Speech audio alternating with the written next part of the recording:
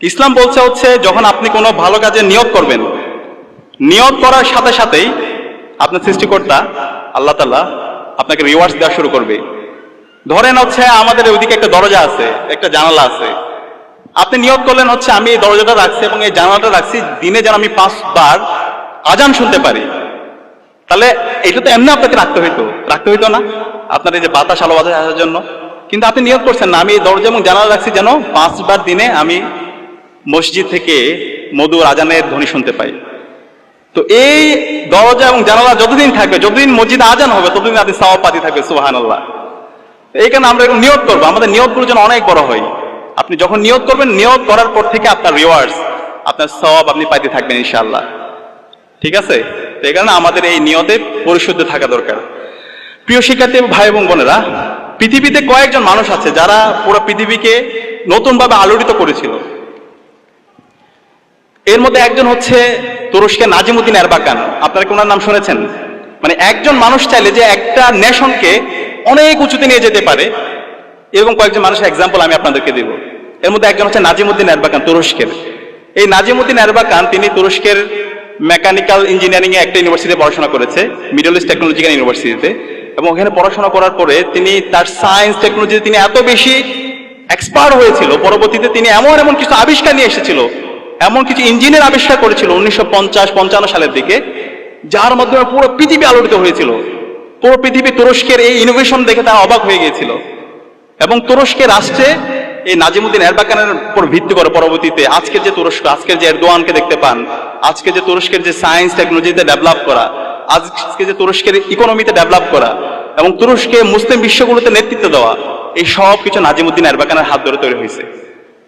তো এই কারণে আমাদের এই বাংলাদেশটাকে যদি আমরা উচ্চ আসনে নিয়ে যেতে চাই, তাহলে আমাদের এরকম নাজিমুদ্দিন এরবাকানদের মতো আমাদের এরকম বিজ্ঞানীদের দরকার।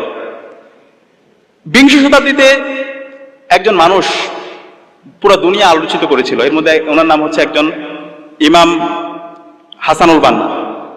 ইমাম হাসানুল বান্না মাত্র 22 বছর বয়সে ইখওয়ানুল মুসলিমিন নামে একটা প্ল্যাটফর্ম করেছিল। এবং এই প্ল্যাটফর্মের মাধ্যমে পুরো পৃথিবী, পুরো মুসলিম বিশ্ব, মিডল ইস্ট, আফ্রিকা অনেক বেশি আলোড়িত হয়েছিল। তো সে কারণে এই ইমাম হাসানুল বান্না, সাইয়েদ কুতুব, নাজিমুদ্দিন এরবাকান, বদিউজ্জামান সাইয়েদ নুরসি, এই ধরনের সাহিত্যিক, বুদ্ধিজীবী, বিজ্ঞানী, আমরা যারা এখানে কৃতি শিক্ষার্থী আছি, আমাদের মধ্যে থেকে হইতে হবে। আমরা যদি এরকম হইতে পারি, তাহলে আমাদের যে আকাঙ্ক্ষা, আমাদের যে স্বপ্নের বাংলাদেশ, সেই স্বপ্নের বাংলাদেশ বিনির্মাণ করা সম্ভব। আমি আপনাদেরকে কয়েকটা অনুরোধ করবো, আমরা যারা কৃতি শিক্ষার্থীরা আছি, আমরা যদি সফল হতে চাই, আমাদের কয়েকটি বিষয় সবসময় মাথায় রাখতে হবে। আমাদের মন থেকে বিশ্বাস করতে হবে যে আমরা পারবো, বি পজিটিভ। মন থেকে বিশ্বাস করতে হবে যে আমি পারবো। এখানে আপনারা যারা আছেন, আজকে যারা এসএসসি দাখিল পরীক্ষায় আপনারা ভালো রেজাল্ট করেছেন, A+ পেয়েছেন, সামনে আপনাদের অনেক লম্বা জার্নি, সামনে আপনাদের ইন্টারমিডিয়েট পরীক্ষা, এরপর হচ্ছে বিশ্ববিদ্যালয় ভর্তি যুদ্ধ, তারপর চাকরি।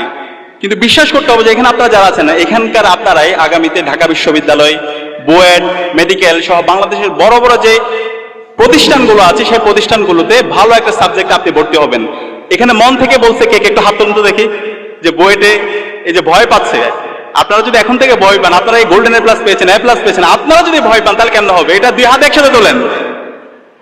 মন থেকে যদি বলে আপনাদের প্রত্যেকের পক্ষে বাংলাদেশের বড় বড় প্রতিষ্ঠানগুলোতে পাওয়া সম্ভব ইনশাআল্লাহ। আল্লাহ তাআলা এই হাতগুলোকে কবুল করে নিক, আল্লাহুম্মা আমিন।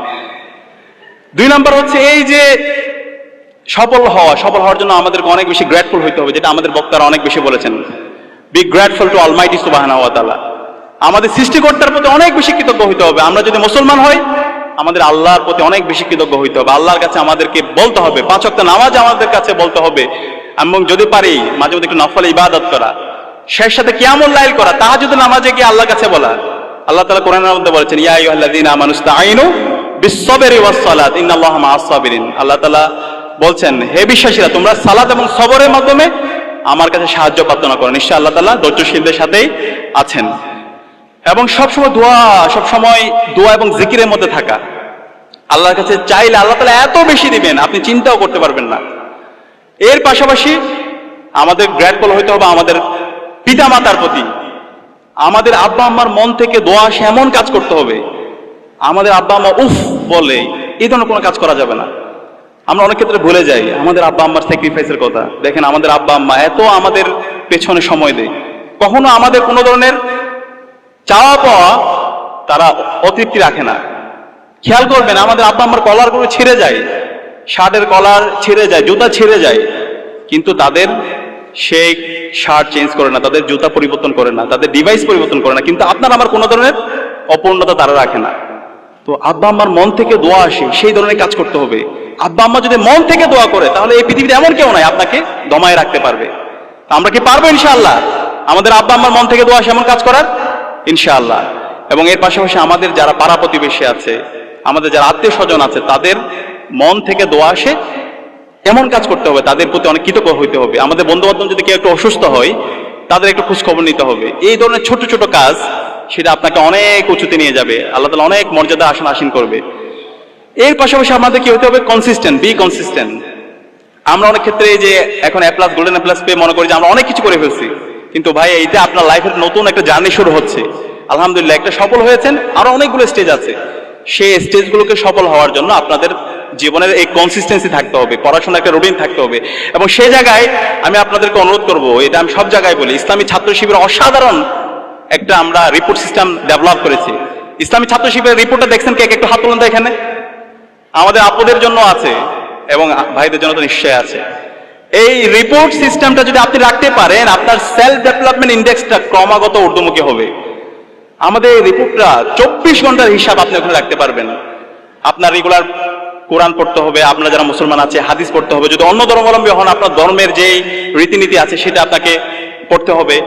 এর পাশাপাশি আপনাকে রেগুলার পড়াশোনা করতে হবে, আপনাকে আমরা যারা মুসলমান আছে 5 ওয়াক্ত নামাজ পড়া, এর পাশাপাশি হচ্ছে কিছু সামাজিক কাজ করা, পত্রপত্রিকা পড়া, শরীর চর্চা করা, এবং সবার শেষে আত্মসমালোচনা। আপনি সারাদিন একটু চিন্তা করা, আমার যে কাজ, সেই কাজগুলো আমি করেছি কিনা, আমার কোনো জায়গায় গ্যাপ হয়েছে কিনা। এবং এই আপনার কাজ ফলো আপ করার জন্য আমাদের অনেক মেন্টর আছে, দায়িত্বশীল আছে, যারা আপনাকে মেন্টরিং করবে, আপনার কাজের ফলো আপ করবে, আপনাকে পরামর্শ দিবে। তো এই রিপোর্টটা আমি আপনাদেরকে সবাইকে রাখার অনুরোধ করবো। আপনার এই লাইফের কনসিস্টেন্সি, আপনার যে সফলতা, সেদিকে যদি আপনি যাইতে চান, অবশ্যই আমাদের এই রিপোর্টটা আপনারা রাখবেন। এবং এই রিপোর্ট আরেকটা অংশ হচ্ছে আপনাকে সাহিত্য অধ্যয়ন করতে হবে। এই সাহিত্য অধ্যয়নের মাধ্যমে কি হবে? আপনার নলেজের এক্সপ্লোরেশন হবে, আপনার কম্প্রিহেন্সিভ নলেজ তৈরি হবে। অনেক ক্ষেত্রে যেটা হয়, আমরা আমাদের যে বুকিশ নলেজগুলো আছে, পুঁথিগত জীবে বিদ্যা, সেটা কিন্তু আমাদের নলেজের জন্য সাফিসিয়েন্ট না। তো এই যে আপনাকে ডাইভার্সিফাইড নলেজ, কম্প্রিহেন্সিভ নলেজ, দেশ দুনিয়া সম্পর্কে জানা, সমাজনীতি সম্পর্কে জানা, রাষ্ট্রনীতি সম্পর্কে জানা, অর্থনীতি সম্পর্কে জানা, পুরো দুনিয়া সম্পর্কে জানা, এই জানার জন্য আমাদের অসাধারণ একটা সিলেবাস সিস্টেম আছে, বই আছে। তো সেগুলো যদি আপনি অধ্যয়ন করেন, তাহলে আপনি দেখবেন আপনার একটা ডাইভার্সিফাইড, আপনার একটা হোলিস্টিক নলেজ আপনার মধ্যে তৈরি হবে। তো আমি আপনাদেরকে আপনার কনসিস্টেন্সি, আপনার সফলতার জন্য আমাদের যে অসাধারণ রিপোর্ট, এবং এই রিপোর্টটা আপনাদেরকে সংগ্রহ করার অনুরোধ করবো। এবং আমাদের মেন্টর যারা আছে, দায়িত্বশীল যারা আছে, তাদের সাথে আপনাদেরকে কানেক্ট হওয়ার চেষ্টা অনুরোধ করব। চতুর্থত যে বিষয়টা বলবো, বি হাম্বল।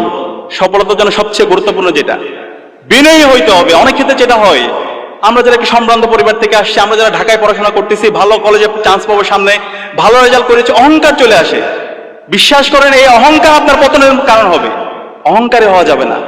আপনি যত উপরে যাবেন, তত আপনি বিনয়ী হবেন। এই বিনয়টা আপনাকে অনেক উঁচুতে নিয়ে যাবে। আমরা পৃথিবীতে যত সফল মানুষদেরকে দেখতে পাই, যত এক্সপার্ট লোকদেরকে পাই, তারা অনেক বেশি বিনয়ী। সে কারণে বিনয়ী হইতে হবে, কোনোভাবে অহংকার, উদ্যমী আচরণ করা যাবে না। সর্বশেষ যে বিষয়টা বলবো, B optimistic, never be pessimistic. অনেক বেশি আশাবাদী হইতে হবে, হতাশাবাদী হলে চলবে না। স্বপ্ন দেখতে হবে, স্বপ্ন দেখতে হবে ইমাম গাজ্জালির মতো একজন সুফি হওয়ার জন্য, একজন ইতিহাসবিদ হওয়ার জন্য। স্বপ্ন দেখতে হবে ইবনে সিনার মতো একজন ডাক্তার হওয়ার জন্য। স্বপ্ন দেখতে হবে সৈয়দ আবুল আলা মওদুদির মতো একজন তাত্ত্বিক হওয়ার জন্য। স্বপ্ন দেখতে হবে শহীদ আব্দুল মালেকের মতো একজন ছাত্রনেতা হওয়ার জন্য। এই ধরনের যদি আমরা স্বপ্ন দেখতে পারি, তাহলে দেখবেন যে আল্লাহ তাআলা আপনাদেরকে অনেক উঁচুতে নিয়ে যাবে ইনশাআল্লাহ। তো আপনাদের সবার জন্য অনেক অনেক দোয়া করছি। আপনারা যে নতুন জার্নি শুরু করছেন, সেই জার্নিতে আল্লাহ তাআলা আপনাদের যোগ্যতা, আপনাদের প্রজ্ঞা আরো বাড়িয়ে দিক, আপনাদেরকে নিরাপত্তার চাদর আবৃত করে রাখুক। এবং আমরা যারা আছি, আমরা সবাই মিলে যেন আগামীর বাংলাদেশ বিনির্মাণ করতে পারি। জুলাইয়ের যে শহীদদের আকাঙ্ক্ষা, সে আকাঙ্ক্ষার আলোকে বৈষম্যহীন ইনসাফ ভিত্তিক বাংলাদেশ বিনির্মাণ করতে পারি। এবং আমরা সকলে যেন আমাদের আব্বা আম্মার চক্ষু শীতলকারী সন্তান হতে পারি। আল্লাহ পাক সুবহানাহু ওয়া তাআলা আমাদেরকে সেই তৌফিক দান করুন। আসসালামু আলাইকুম ওয়া রাহমাতুল্লাহি ওয়া বারাকাতুহু।